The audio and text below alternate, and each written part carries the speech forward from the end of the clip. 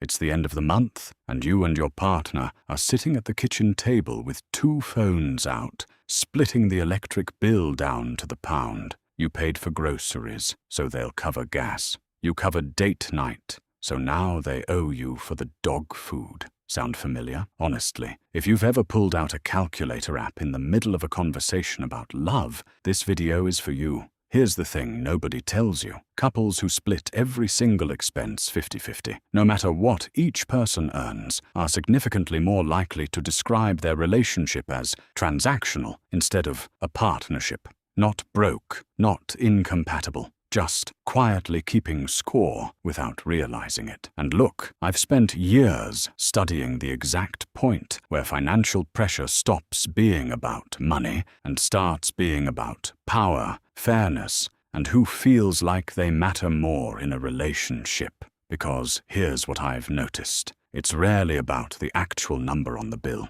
It's about what that number is secretly saying underneath it. So if you're here, maybe it's because you're the one always initiating the who owes who conversation.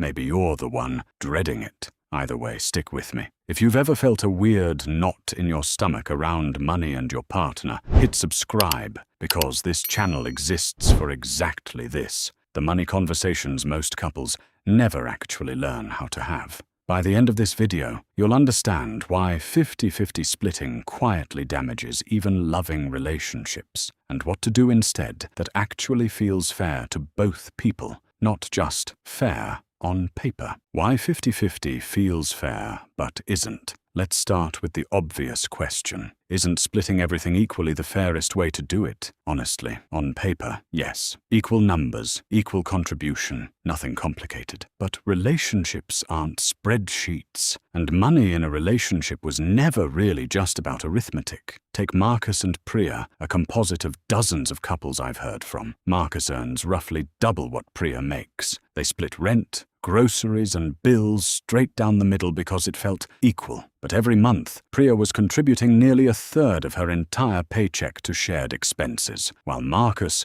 was contributing a smaller slice of his. On paper, equal. In reality, wildly unequal sacrifice. That's the quiet trap. Equal amounts do not mean equal effort. And when one partner is stretching further than the other every single month just to hit the same number, resentment doesn't show up loudly. It shows up as small irritability, a bit of distance, a sigh when the bill notification pops up. So here's your takeaway for today. This week, instead of asking, did we split this evenly, ask each other, did this feel proportionate to what we each have? That single question changes everything. The real reason splitting bills feels personal. Here's something most people don't say out loud. When your partner questions a shared expense, it rarely feels like they're questioning the expense. It feels like they're questioning you. Think about Elena, who grew up watching her parents fight over grocery receipts every week. When her partner asked, gently, whether they really needed to split the wine subscription evenly, it wasn't really about the wine. It triggered something much older, a fear of being seen as irresponsible, of being not enough. This is the part people miss.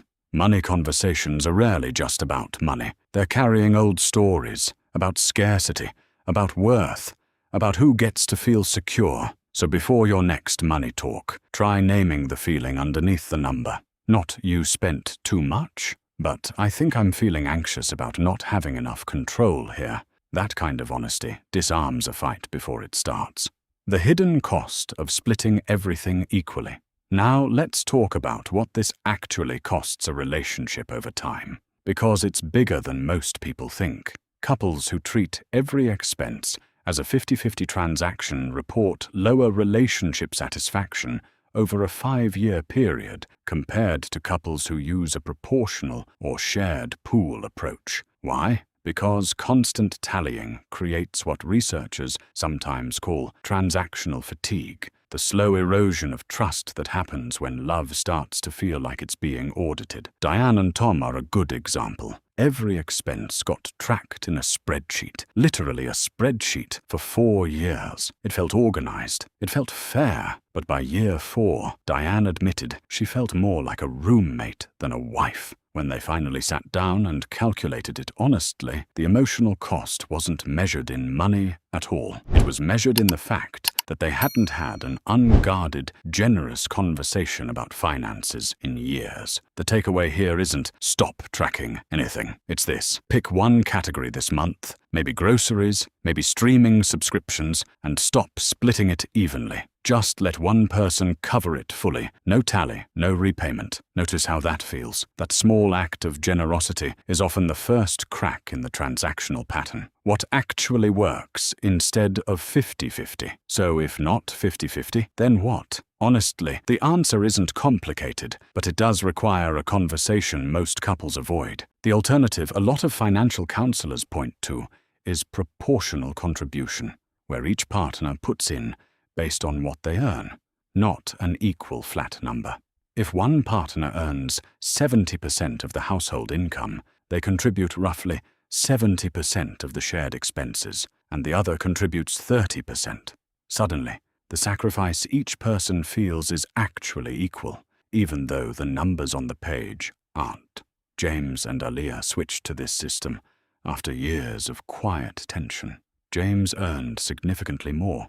Once they moved to proportional contributions, Aaliyah described it simply: I finally felt like we were on the same team, instead of like I was constantly behind. Here's your actionable step. This week, sit down together and calculate what percentage of total household income each of you earns. Just the number. No decisions yet, just information. That's step one toward a system that actually reflects your real life, not just an arbitrary 50-50 split, the conversation that changes everything. This next part matters the most, so stay with me. None of these systems work 50-50, proportional, shared pool, whatever you choose, if you can't actually talk about money without it turning into a fight. Here's a simple reframe that's helped a lot of couples I've spoken with. Instead of asking, who owes what? Ask, what does fair actually feel like for both of us right now? That single shift moves the conversation from accounting to partnership. And honestly, this isn't a one-time conversation. Life changes, a new job, a pay cut, a baby, a health scare, and your money system should be allowed to change with it. Couples who check in on their financial agreement every few months, almost like a quick relationship tune-up, tend to avoid the resentment that builds when an old system quietly stops working, but nobody says anything. Your takeaway: pick a recurring time, maybe the first Sunday of every month, to have a 15-minute money check-in. Not a budget meeting, just a how are we both feeling about this conversation. So let's bring this all together. Splitting bills 50-50 feels fair because it's simple, but simple isn't always the same as fair.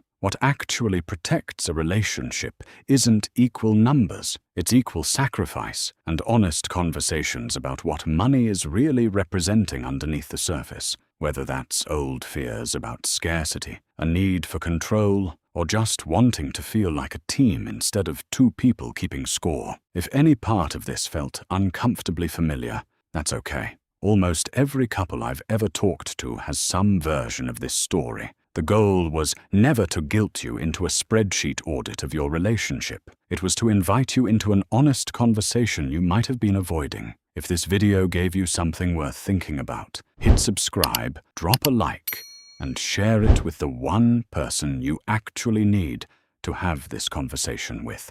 And if you want more honest, judgment-free conversations about money and love, I'll see you in the next one. You don't need a perfect system today. You just need one honest conversation.